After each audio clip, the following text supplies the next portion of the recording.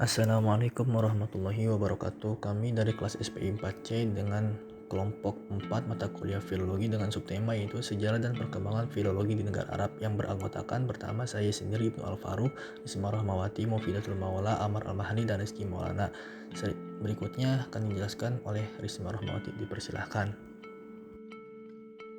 Saya Risma Rahmawati akan menjelaskan materi yang pertama mengenai tentang sejarah Tahqiq Al-Nushuz. Bidang studi naskah bahasa Arab dengan Tahqiq Al-Nushuz sama seperti bidang studi lainnya. Penelitian naskah Arab juga telah lama dimulai terlebih pada zaman Khalifah Abu Bakar As-Siddiq. Bidang Tahqiq Al-Nushuz ini dimulai dengan berbagai tahapan dan akhirnya menjadi suatu bidang studi yang mempunyai metode-metode dan saling membantu dengan ilmu-ilmu lainnya. Orang yang melakukan tahqiq disebut muhakkik. Tahqiq al-nushuz adalah penelitian yang cermat terhadap suatu karya. Adapun cara yang dilakukan oleh muhakkik dalam pembuatan naskah, yang pertama diperiksa atau dikoreksi, yang kedua dibaca dengan teliti, yang ketiga dibandingkan dengan naskah aslinya. Sebagai contoh, upaya mentahqiq kitab Mu'jam al-Ain karya Al-Khalil bin Ahmad. Buku itu mendapat perhatian dan diteliti secara mendalam oleh para ulama bangsa Arab. Mereka meneliti perawinya, tanggal penulisannya, masa hidup para guru Al-Khalil, dan tempat pertama diluncurkan Mu'jam al-Ain. Semua itu dilakukan untuk meyakini kebenaran nisbah buku itu kepada Al-Khalil bin Ahmad. Kitab itu keluar pada pertengahan abad ketiga Hijriah, tempatnya yaitu di Khurasan. Ini merupakan salah satu contoh tahqiq al-nushuz atau penelitian filologi yang dilakukan terhadap suatu karya agung yaitu Mu'jam al-Ain. Akhirnya setelah jelas semuanya dan dapat dijernihkan dari hal-hal yang diragukan, maka dapat diterbitkan disertai segala penjelasan yang merupakan upaya ulama muhakkim dan itu merupakan upaya ahli filologi. Selanjutnya mengenai tentang pencetakan Al-Quran. Al-Quran pertama kali dicetak dengan the movable type atau jenis mesin cetak yang ditemukan oleh Johannes Gutenberg sekitar 1440 Masehi di Mainz, Jerman. Nah, pencetakan Al-Quran ini pertama kali dilakukan oleh Paganino dan Alessandro Pagani antara 9 Agustus 1537 dan 9 Agustus 1538 di Venice, Italia. Saya Ibnu Al-Faruq akan menjelaskan materi berikutnya. Dalam aspek filologi di negara Republik Arab Mesir, tentu saja hal tersebut tidak dapat dipisahkan dengan negara-negara Arab lainnya, terutama dalam negara Arab Saudi. Sebab bahwasannya kesatuan budaya, bahasa, dan agama yang sama sehingga mempengaruhi sejarah dan perkembangan filologi di negara Arab. Tahqiq al-Makhtutat. Sebutan tersebut merupakan sejarah awal lahirnya filologi Mesir. Jika dirunut maka akan membawa kita pada masa Nabi Muhammad. Pada masa Nabi Muhammad SAW sempat terjadi polemik di antara para sahabat dalam hal penulisan hadis. Setelah kepergian Rasulullah, kemudian penulisan dilanjutkan oleh para sahabat dan tabi'in. Proses penulisan hadis tersebut berjalan secara berkesinambungan sehingga dengan adanya penulisan serta dilakukannya juga pengumpulan hadis tersebut, maka di kemudian hari yang menjadi cikal bakal bangunan teoritis dan metodologis ilmu filologi. Proses pengumpulan Al-Quran pada masa Khalifah Utsman bin Affan dapat disebut sebagai proses tahqiq pertama dalam tradisi keilmuan Islam. Perkembangan filologi di negara Arab di era modern. Kata tahqiq pertama kali dicantumkan dalam penerbitan di Mesir pada tahun 1914. Saat itu seorang filolog pertama Mesir, Ahmad Jaki Pasha, beliau menerbitkan dua buah karya buku. Dengan demikian terbukti bahwa para sarjana Arab Islam yang pertama kali meletakkan teori filologi.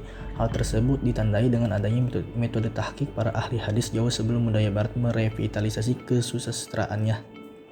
Pengumpulan Al-Quran yang pertama masa Khalifah Abu Bakar As-Siddiq. Pada saat Khalifah Abu Bakar memimpin sempat terjadi perang besar yang disebut Perang Yamamah tahun 11 Hijriah sampai 632 Masehi, sehingga Sayyidina Umar berkata kepada Khalifah Abu Bakar untuk melakukan pengumpulan Al-Quran lalu dibukukan dalam satu mushaf, lalu Abu Bakar pun mengiyakannya. Yang kedua masa Khalifah Utsman bin Affan terjadi perbedaan terdapat dalam bacaan tilawah Al-Quran pada masyarakat Islam yang telah tersebar luar. Lalu kemudian Sayyidina Utsman meminjam mushaf kepada Sayyidina Hafsah istri Rasul dengan maksud memperbanyak cetakan mushaf Al-Quran tersebut yang diketuai oleh Sayyid Zaid bin Sabit. Para sastrawan Arab Mahjar ini menginginkan terciptanya otonomi sastra dan drama yang tidak begitu saja tunduk pada norma dan aturan sosial yang berlaku pada masyarakat Arab. Jadi puisi-puisi Arab Mahjar lebih cenderung pada realisme, yaitu penghampiran karya sastra pada kenyataan sosial. Dalam konteks ini realisme diartikan sebagai objektiviti yang diopsikan dioposisikan maknanya dengan hal yang bersifat subjektif. Dari sejarah perkembangan sastra Arab tersebut terlihat bahwa karya prosa, puisi, dan drama Arab modern lebih cenderung pada pemotretan realitas sosial daripada ekspresi idealisme para pengarangnya.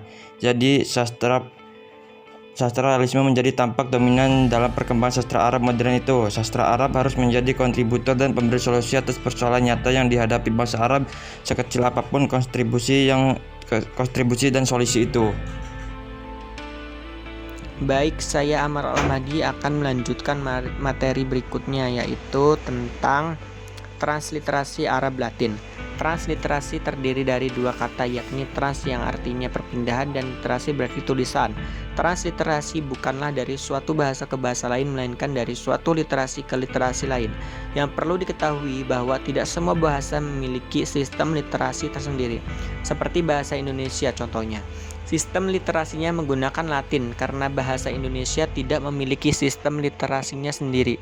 Di antara sistem literasi yang paling populer adalah Arab dan Latin.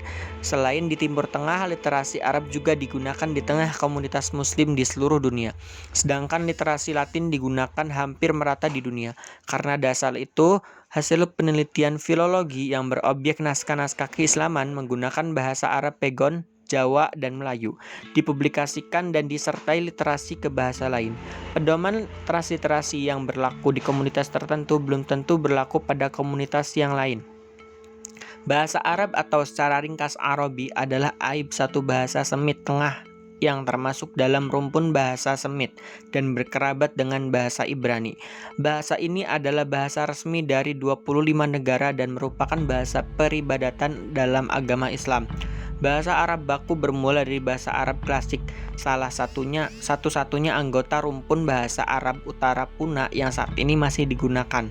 Bahasa Arab dibagi menjadi dua, yaitu bahasa Amiyah adalah bahasa Arab yang digunakan dalam percakapan sehari-hari, dan yang kedua yaitu bahasa Arab Fushah atau yaitu mencakup bahasa Al-Quran dan hadis. Huruf Arab berjumlah 29 yang masing-masing huruf memiliki bentuk-bentuk tersendiri. Bahasa Arab mempunyai dua macam vokal, tunggal dan rangkap. Baik, berikutnya untuk model-model tulisan Arab bisa dilihat. Yang pertama ada model Kufi, berikutnya ada Diwani Band, berikutnya Farsi Simple Bold, Tahoma, Tradisional Arabik, dan Simple Fate Arabic bisa dilihat oleh teman-teman sekalian. Terima kasih.